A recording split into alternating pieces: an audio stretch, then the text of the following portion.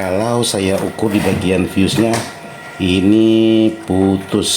Jadi kalau sahabat-sahabat menanyakan di bagian apa yang sering bermasalah sehingga fuse mudah putus, faktornya banyak sekali. Jadi kalau memang di sini ada yang short, jadi kalau sahabat ganti di bagian MOSFET-nya ini, begitu sahabat masukkan tegangan, dia short lagi. Jadi guru yang sahabat bisa ikut itu di bagian sebelah normalnya. Jadi tidak perlu sahabat pusing-pusing, jadi sahabat bisa berguru dengan yang sebelahnya ini.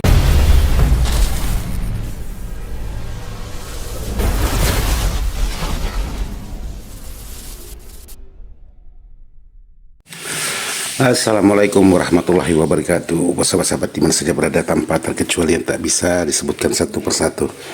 Jadi hari ini sebelum melakukan aktivitas saya coba buat kopi dulu. Jadi sekarang untuk jam menunjukkan 7:30. Jadi sekarang sebelum beraktivitas kita bikin kopi.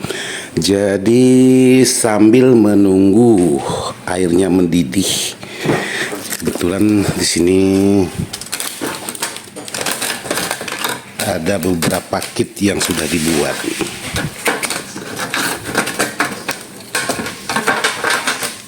Ini ada beberapa kit. Sekarang saya ingin coba memperbaiki satu buah mixer dulu karena garapan banyak. Ini terbengkalai. Jadi sekarang saya coba memperbaiki mixer. Yaitu mixer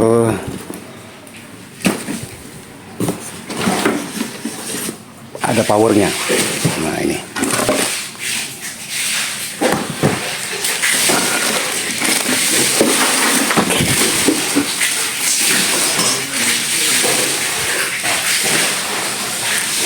Ya, sekarang kita kerjakan di sini.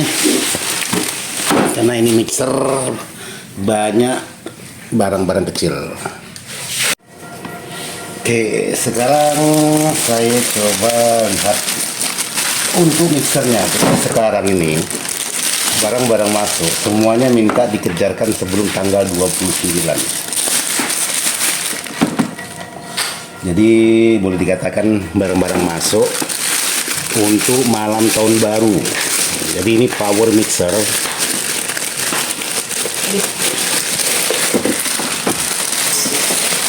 Oke.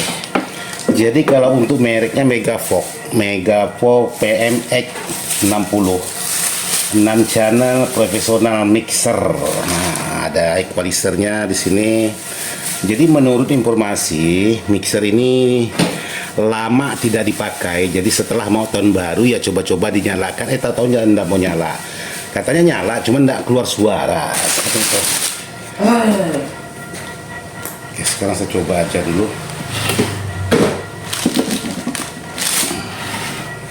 Yes.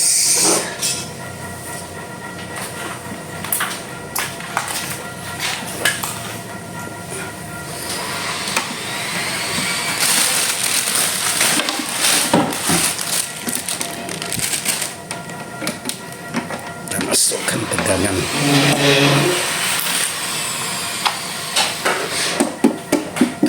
Tes. Nah, mixernya nyala, sahabat-sahabat. Mixernya nyala. Cuman informasinya itu tidak tidak mengeluarkan suara. Oke, jadi sekarang saya coba matikan lagi. Terus di sini, di sini sahabat kita minta dipasangkan spikon. Ini udah ada spikonnya. Jadi bukan spikon barangkali. Yang minta dipasangkan itu bending post. Karena kemarin katanya minta dipasangkan spikon, di sini udah ada spikonnya. Oke, jadi ini menggunakan spikon.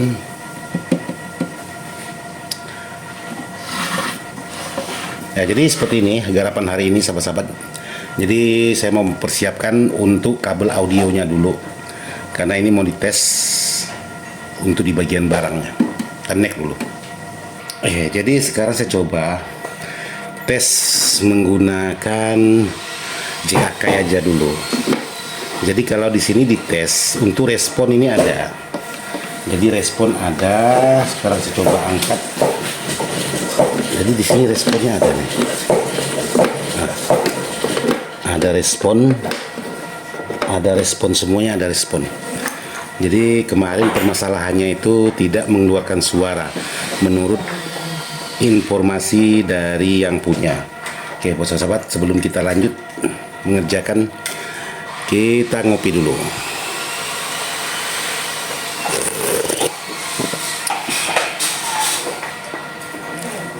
Oke, di sini sebelum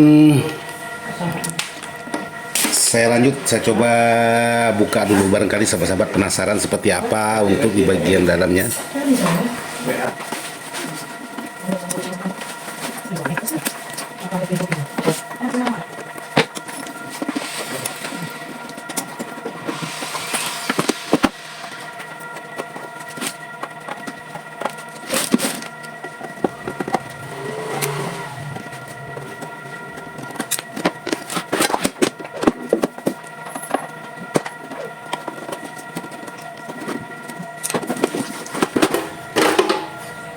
Oke, jadi buat sahabat-sahabat, untuk di bagian dalamnya seperti ini, di bagian powernya.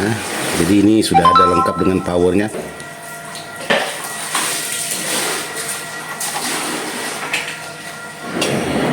Kalau untuk di bagian mixernya seperti ini. Nah, ini di bagian mixernya. Jadi ini boleh dikatakan mixer lama atau mixer jadul. Jadi di sini kalau saya perhatikan sudah pernah diperbaiki juga, karena di sini ada bekas solderan terbaru. Jadi menurut saya sudah pernah diperbaiki. Oke, jadi seperti ini buat sahabat-sahabat, barangkali ada yang penasaran untuk di bagian dalamnya, ya seperti ini. Ini di bagian powernya.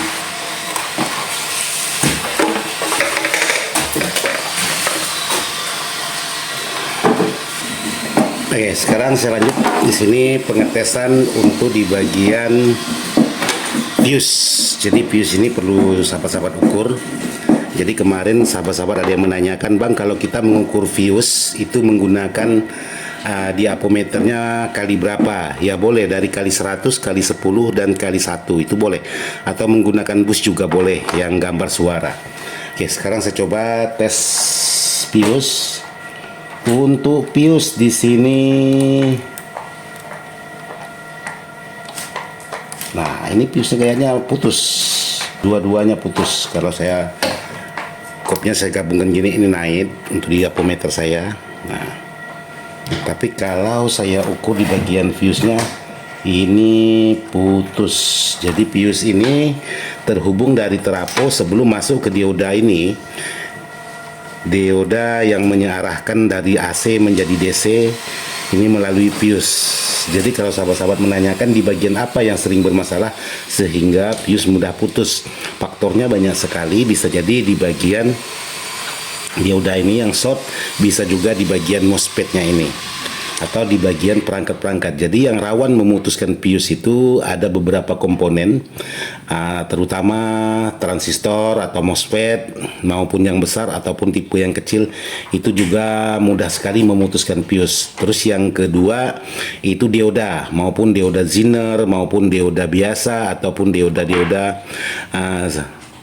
brick atau dioda sisir seperti ini juga mudah memutuskan fuse kalau memang ada permasalahan. Terus yang ketiga itu kapasitor.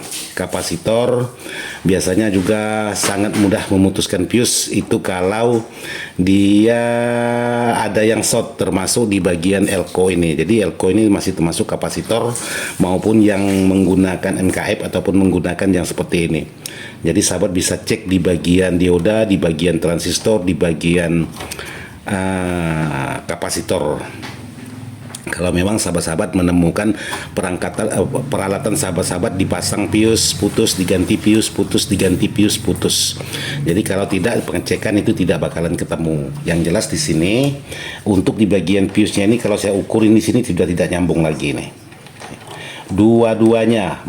Jadi menggunakan tegangan CT. Jadi dua-duanya ini sudah tidak mengeluarkan tegangan, alias sudah putus. Jadi sahabat-sahabat jangan terfokus kepada fuse-nya aja yang diganti. Sahabat-sahabat harus cek arah setelah fuse ini jalurnya kemana aja. Jadi sahabat-sahabat bisa cek. Oke, sekarang saya coba lepas dulu untuk di bagian soket-soket.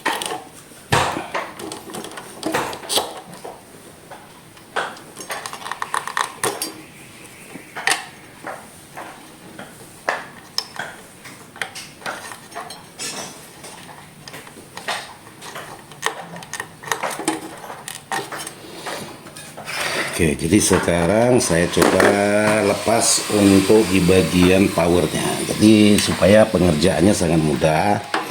Oh, ini sepertinya udah pernah dikerjakan sahabat-sahabat. Karena skrupnya itu udah ndak full masuknya, udah setengah. Yang penting nempel lah, gitu aja. Jadi udah pernah dikerjakan. Mungkin nggak ketemu penyakitnya. Mungkin seperti itu.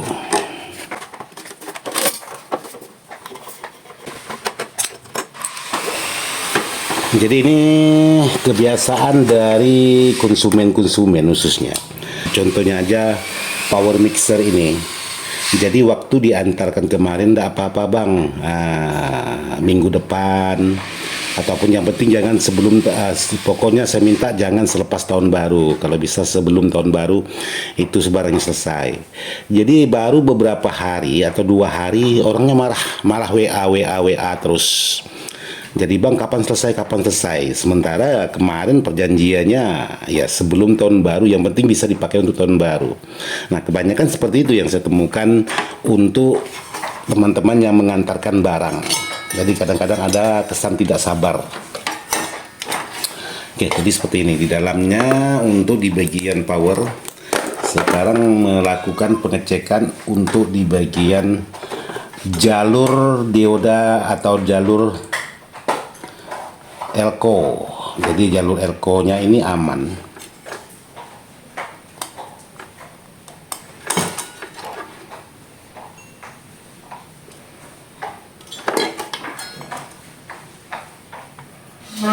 Nah di sini kalau saya lakukan pengecekan yang bermasalah itu di bagian MOSFET.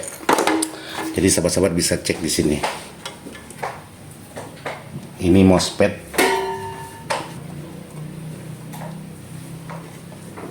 yang parah yang ini. Nah ini yang satu, yang sebelahnya normal, sebelahnya yang bermasalah. Jadi ini bermasalah dua-duanya, sementara yang ini normal ini. Jadi harus dicek dulu sebelum penggantian fuse. Kalau pengecekan saya di sini untuk MOSFET di bagian sebelahnya ini normal, sementara di bagian yang sebelahnya ini maksudnya di bagian sebelah ini yang tidak normal. Nah seperti ini. Jadi kalau kita ukur seperti ini semuanya pada naik. Tapi kalau yang normal seperti ini sahabat-sahabat kita ukur. Jadi dia aman karena ukuran MOSFET dengan transistor PNP itu beda.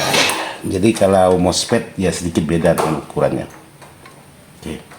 Ini normal. Jadi kesimpulannya untuk di bagian power yang bermasalah yaitu di bagian MOSFET. Nah buat sahabat-sahabat yang sudah menanyakan kemarin juga, bang saya sudah mengganti di bagian transistornya, tapi begitu saya ganti saya hidupkan transistornya short lagi. Jadi saya sudah habis berapa set untuk di bagian transistor. Apakah transistornya yang tidak bagus atau bagaimana? Ya kalau sahabat-sahabat menemukan seperti ini, di bagian MOSFET-nya ini yang bermasalah. Jadi jangan sahabat copot MOSFET lalu sahabat ganti lalu sahabat nyalakan. Jadi jangan seperti itu. Jadi sahabat bisa cek dulu untuk di bagian transistor pendukung. Di sini ada Zener, ada transistor, ada R, ada kapasitor. Di situ sahabat bisa cek. Jadi kalau sahabat langsung ganti lalu sahabat masukkan tegangan, ya kalau memang di bagian drivernya ini ada masalah, ya pasti di bagian transistor short terus. Jadi sahabat-sahabat sendiri yang rugi. Jadi sebelum sahabat memasang di bagian MOSFET yang sudah bermasalah atau transistor yang bermasalah, ya saran saya ada baiknya dicek dulu untuk di bagian seperti ini. Nah, selain dari MOSFET, di sini ada transistor pendukung. Di bagian driver ada dioda, ada Zener. Jadi lengkap di sini. Jadi ini sahabat bisa cek dulu apakah di bagian transistor pendukung ini ada yang short. Jadi kalau memang di sini ada yang short, jadi kalau sahabat ganti di bagian MOSFET-nya ini, begitu sahabat masukkan tegangan, dia short lagi. Jadi jangan langsung dihidupkan kalau sudah diganti. Jadi saran saya adalah baiknya dicek secara lanjut untuk di bagian transistor atau komponen-komponen yang lain. Kalau sahabat-sahabat tidak mau menghabiskan biaya untuk penggantian komponen. Jadi kemarin ada sahabat-sahabat menanyakan, Bang, saya udah mengganti di bagian transistornya, tapi begitu dimasukkan tegangan NCB saya langsung jeklek lagi. Ya, hasilnya sahabat sendiri yang rugi, karena untuk di bagian komponen A masih ada yang bermasalah. Jadi saran saya buat sahabat-sahabat, sebelum sahabat melakukan penggantian di bagian transistor, ya ada baiknya sahabat-sahabat cek dulu satu persatu untuk di bagian komponen yang bermasalah. Jadi cara ngeceknya ini sangat gampang sahabat-sahabat sebenarnya. Jadi gampang bagi yang paham, tapi kalau bagi yang tidak paham ya mungkin agak kesusahan juga. Jadi contohnya di sini yang sudah bermasalah, di sini yang masih normal. Jadi sahabat bisa berpatokan yang masih normal. Jadi sahabat bisa ukur, misalnya seperti ini. Sahabat bisa ukur di bagian MOSFET contoh. Jadi sahabat bisa lihat untuk di bagian ampermeter, sahabat ukur di bagian MOSFET seperti ini. Terus sahabat bisa lihat untuk di bagian jalur tegangan, apakah satu jalur dengan tegangan. Semisal dari sini ini jalur tegangan masuk terus nyebrang, berarti lawan mainnya seperti ini. Maksudnya pasang pasang sebelahnya jalur seperti ini. Jadi sahabat bisa ukur di bagian MOSFET ini. Sahabat sahabat bisa perhatikan di bagian ampermeter, oh naiknya sekian. Jadi sahabat bisa ukur lagi di sini. Apakah sama naiknya? Beda. Berarti sahabat bisa mengambil kesimpulan. Jadi guru yang sahabat bisa ikut itu di bagian sebelah normalnya. Jadi tidak perlu sahabat pusing-pusing. Jadi sahabat bisa berguru dengan yang sebelahnya ini. Jadi sahabat bisa ukur satu persatu. Nah seperti ini ukur, di sini juga ukur di sini, ukur di sini. Jadi memang harus telaten untuk mengerjakan barang-barang seperti ini. Tapi kalau kita hanya sekedar mengganti ya ujung-ujungnya sahabat sendiri yang rugi untuk membeli komponen. Jadi usahakan pengecekan secara lanjut untuk mencari permasalahan. Kadang-kadang untuk barang-barang elektronik seperti ini biasanya barang kecil aja bisa menimbulkan masalah besar. Jadi contohnya seperti di bagian kapasitor atau keramik yang sering disebut. Semisalnya macam 47 pirit atau pico. Itu barangnya kecil sekali. Tapi kalau dia bermasalah atau short, ya bisa menyebabkan masalah besar juga. Atau di bagian dioda Zener, kalau memang dia short, padahal barangnya kecil. Nah itu juga bisa menyebabkan masalah besar untuk cara kerja sebuah barang-barang seperti ini. Jadi kembali lagi kepada sahabat-sahabat, ketelitian untuk pemeriksaan lebih lanjut tentang komponen, yaitu di bagian power ini. Jadi jangan ketemu permasalahan di bagian MOSFET atau transistornya lalu sahabat ganti tapi tidak mengecek, ya hasilnya nanti sahabat yang rugi sendiri. Jadi seperti itu saran saya buat sahabat-sahabat yang sudah menanyakan, karena beberapa hari ini saya lama tidak mengupload konten. Mudah-mudahan konten ini bisa bermanfaat buat sahabat-sahabat. Jadi sebelum saya akhiri, kita ngopi lagi di sini. Kebetulan kopinya masih hangat-hangatnya. Jadi nanti setelah ini saya lanjut untuk part 2-nya, atau kalau memang ada waktu saya buatkan videonya untuk penyerpisannya, supaya saya bisa berbagi dengan sahabat-sahabat untuk bagaimana cara pengerjaannya. Jadi untuk video ini karena durasinya sudah sangat panjang sekali, saya cukupkan sampai di sini. Mohon maaf tidak masuk hati menggurui buat sahabat-sahabat semua. Sekian dan terima kasih. Wassalamualaikum warahmatullahi wabarakatuh. Mantap.